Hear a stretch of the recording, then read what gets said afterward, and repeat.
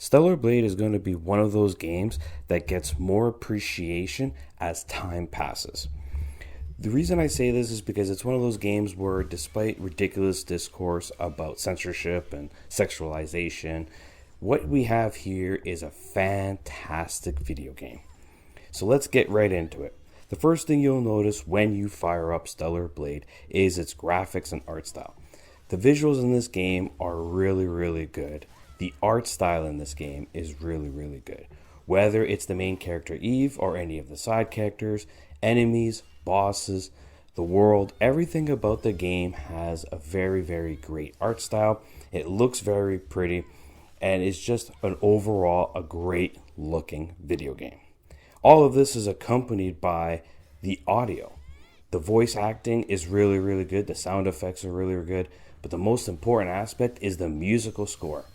This is a game that will probably most likely get nominated for Best Music of the Year just because of how good the musical score is. They really should release like a CD of the music because the music in this game is just absolutely phenomenal across the board. Never got enough of it all the way through.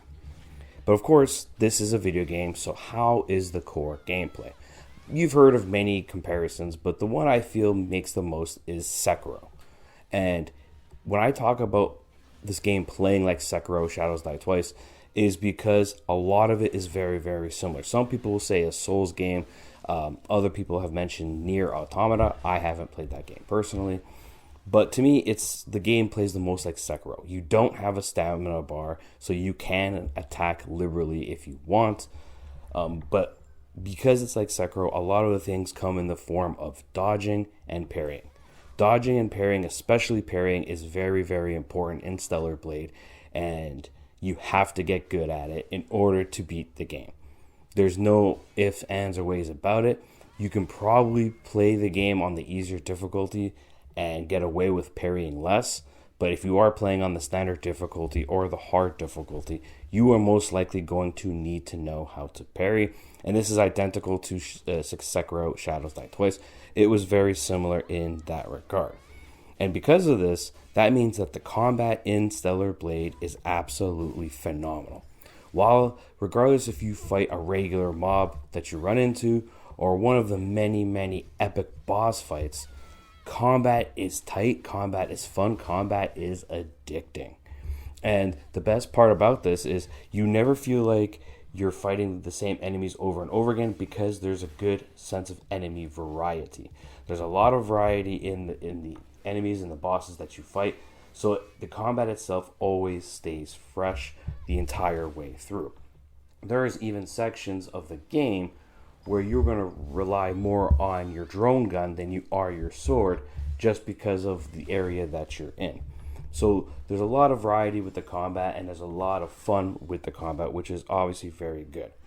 I mentioned briefly about difficulty options, and this is one of the things that, unlike Sekiro, we have available in Stellar Blade. When you fire up the game, you have both story mode and normal mode. Hard mode will be unlocked after you complete the game. But even more so, you also have a good tutorial system. The game does a very good job of introducing you to the systems of the game, but more so when you're in your skills and you want to choose a skill to learn, you actually have the option to go into like a little simulation and try out the skill and practice the skill. So you can learn a skill before you actually buy it with the upgrades, so that you can see, I like this skill, let me see how it works. Okay, and you don't have to basically trial by fire, so to speak. It's you can have experience using the skill before you actually use it, and I think that was great. I think more games need to do stuff like that. Another big positive out of this game is New Game Plus. Now, New Game Plus is available day one with a day one patch, but it's not simply starting the game over again and going through it. No, New Game Plus also features new outfits for Eve, new skills. The enemies have been moved around, and of course, the game does feature 3 endings, so there is reasons to replay it. Continuing on, we also have customization and crafting. So the suits for Eve have to be crafted once you learn the recipe to make the suit. You then have to craft the suit, but there's a lot of customization. There's customization in terms of Eve's outfit. There's customization in terms of the skills you learn and which skills you prioritize. You can even customize some of your companions in the game and dress them up. You can dress up your drone, etc. So there's a lot of customization. There's a lot of suits.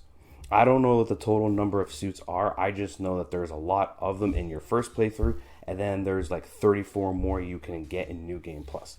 So they really spent time in terms of customization and how you want to customize Eve to the way you want to play it. Another also little thing that's in this game that's not necessarily in Sekiro Shadows Die Twice is puzzle solving. There's quite a bit of puzzle solving in Stellar Blade.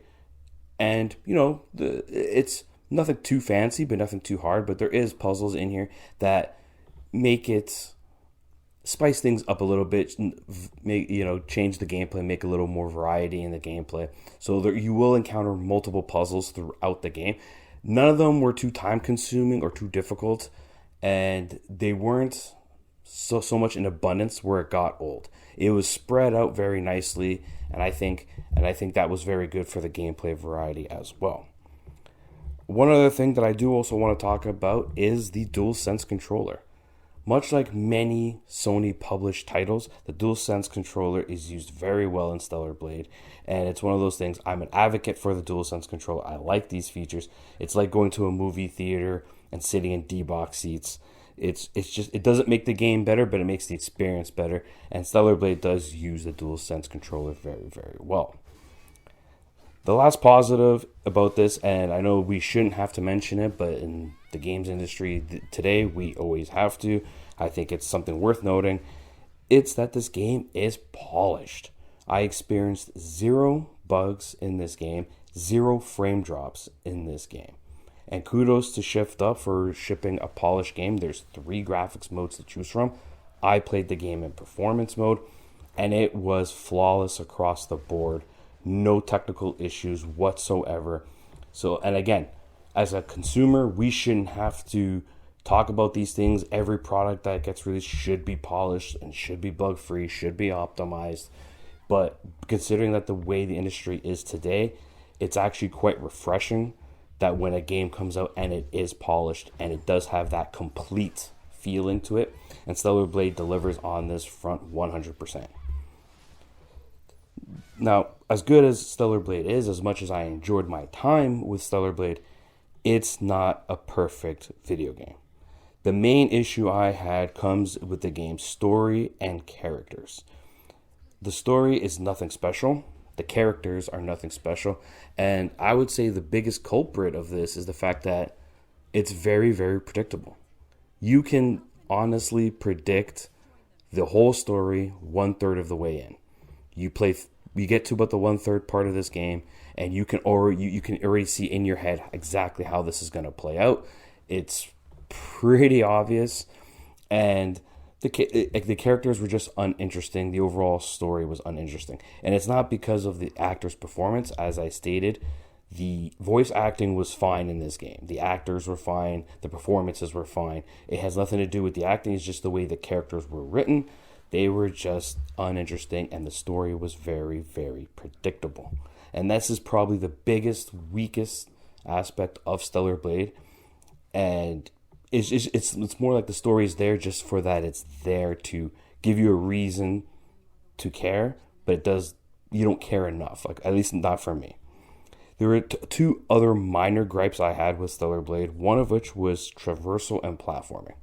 In the sense that, much like Final Fantasy VII Rebirth, when you're trying to climb walls and platform around, it's not necessarily the most fluid, it's not necessarily the most intuitive. It is actually clunky at times, and it can lead to some frustrating deaths just because of how clunky it is. But thankfully, there's not an abundance of these moments, and that it's just few and far between, but it was something that I noticed.